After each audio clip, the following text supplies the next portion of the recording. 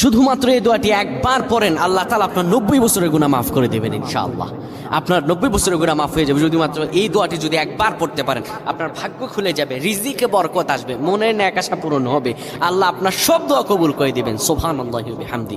এত ফজিলত এই দোয়াটা আপনারা শেয়ার করে দিবেন। এই যুবকেরা, আমল না করেও সওয়াব পাবা। তোমার একটি শেয়ারে, একটা বাটনে প্রেস করে তুমি সওয়াব পেয়ে যাবা। কারণ তুমি আমল না করো, অন্য কেউ যদি তোমার শেয়ারের বদৌলতে আমল করে সওয়াব তুমি পেয়ে যাবা। নবীজির হাদিস।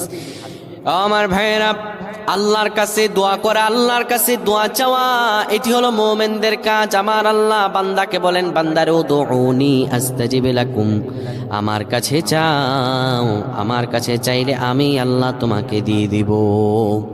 কেউ যদি একবারে দোয়াটি পড়তে পারে, দোয়াটি হলো রব্বি ইন্নী যালামতু নাফসি ফাগফিরলি।